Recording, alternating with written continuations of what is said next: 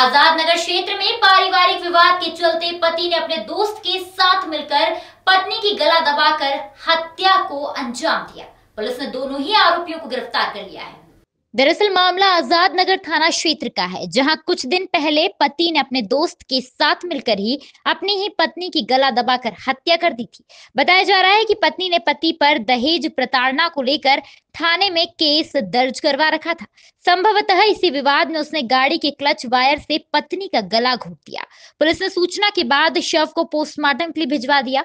वहीं पति और उसके दोस्त को गिरफ्तार कर लिया गया है। पुलिस के मुताबिक घटना आजाद नगर थाना क्षेत्र के बाबूलाल नगर की है।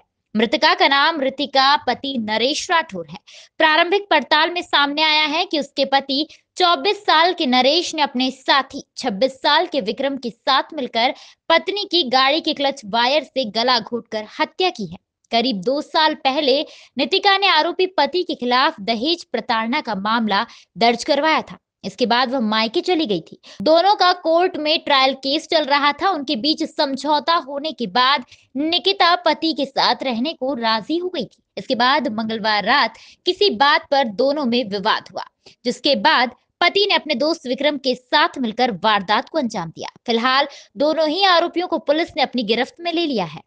विवाद के चलते जो है हत्या का अंजाम दिया गया था अपने मित्र के साथ, क्या मसला? एक विवाद में अगर हम जिक्र करें इस साल के लगभग घटनाओं का अगर हम मूल्यांकन करें कि हत्याएं का कारण, तो उसमें से लगभग 40% जो घटनाएं होती हैं, अगर हम पूरे शहर के आज अंतिम दिन में अगर विचार करें तो 40% तत्कालिक होती हैं। तत्कालिक घटना यानी कि तत्कालिक कोई आवेश में, कोई विवाद में, किसी भी तरह के पहले से कोई ऐसा प्लानिंग नहीं होता है। और उसके बाद दूसरे नंबर पे जो पारिवारिक कारण है उनका नंबर आता है। मुख्यतः पारिवारिक विवाद में कई बार हाल के दिनों में पारिवारिक विवादों की, पारिवारिक संघर्ष की, पारिवारिक दूरियों की और मानसिक तौर पे अलगाव की बहुत सारी वजह और बहुत सारी परिस्थितियां पैदा हुई हैं।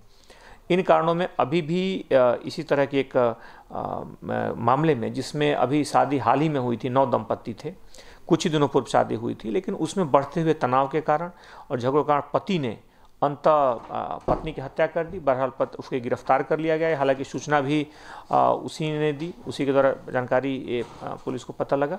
बहरहाल उस पूरे मामले में पुलिस ने 302 आईपीसी में प्रकरण पंजीबद्ध किया है। उसका एक मित्र भी उसमें सह आरोपी है और उनके विरुद्ध कड़ी कार्रवाई की जा रही है। इस मामले में सख्त कार्रवाई की जाएगी। सनसनीखेज मामलों के अंतर्गत इसका फास्ट ट्रायल चलाया जाएगा ताकि इस तरह की घटनाएं न हो। हाँ, इनकी गिरफ्तारी की जा चुकी है।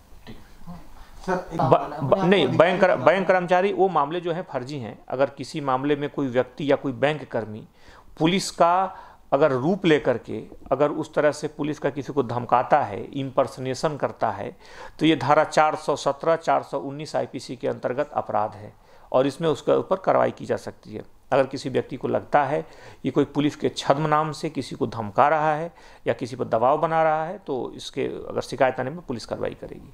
सर, गौतमपुरा में क्या अपडेट है? शांतिपूर्ण है। आज वहाँ के तमाम लोगों से लगभग 60-70 लोगों का प्रतिनिधिमंडल उस गांव से आया था और आसपास के लोगों से सबसे चर्चा हुई। माहौल बिल्कुल शांतिपूर्ण है। लोग अपने गांव में भी वापस आ गए हैं और साथ साथ एक कोशिश अब तय किया गया है कि आसपास के गांव में एक सभी जगहों पे, सभी थानों में कंपल्सरी इस तरह की कमेटियां, समितियां बनेंगी और निश्चित तौर पे उनके संज्ञान में जो भी इस तरह के किसी भी तरह के साल भर में जो भी जुलूस और आयोजन होंगे उनके रहेंगे और इस तरह की स्थिति दोबारा पैदा ना हो, इसके लिए समितियां लगातार सक्रिय रहेंगी।